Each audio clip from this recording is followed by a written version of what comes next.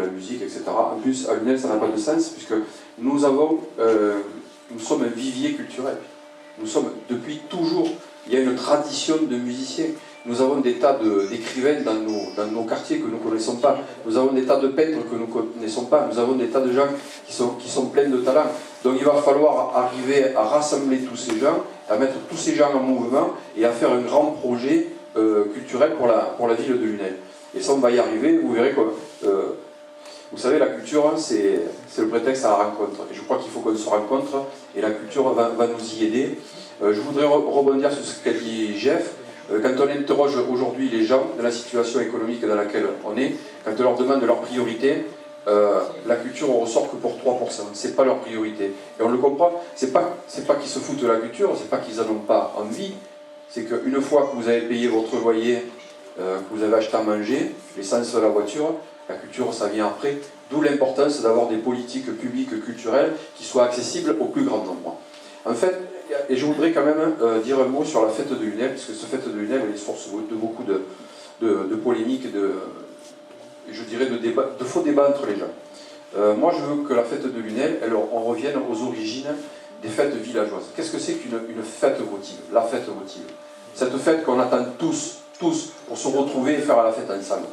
Je crois que c'est cet esprit-là qu'il faut qu'on retrouve, et il faut que la fête de Lunel redevienne la fête de tous les Lunélois et de tous les quartiers, et pas uniquement la fête des cafetiers et des 80 mètres du boulevard Gabriel-Péry. Donc ça, on va y travailler. Deuxième point, c'est que la fête de village, elle est importante pour la jeunesse. Moi, j'ai été jeune. Moi je viens d'un milieu modeste, et il y a des années, la fête de Lunel, c'était mes seules vacances. Et c'était gratuit. Et aujourd'hui, Lunel, il y a encore des enfants pour qui les seuls, et des adolescents pour qui la fête de Lunel, c'est les seules vacances et c'est gratuit. Donc je crois que ça, on ne peut pas l'ignorer et on ne peut pas ne pas en tenir compte. C'est pour ça que la fête de Lunel, on va impliquer la jeunesse. Ce n'est pas les vieux qui vont décider, c'est notre jeunesse qui sera actrice de cette fête de Lunel, avec quand même un cahier des charges qui est le vivre ensemble, partager, et d'aller dénicher les talents là où ils sont. On fera venir tous les musiciens de Lunel, parce qu'on a une belle tradition de musiciens. Moi-même j'étais musicien d'orchestre avec des copains. La MJC, il y a une vivier, on en a sorti. En Peigne, on a de quoi faire remplir 3 salles de spectacle, des arènes complètes. On va aussi les responsabiliser. Donc c'est eux qui prendront la main. Ils veulent des vaches au plat, ils auront des vaches au plat.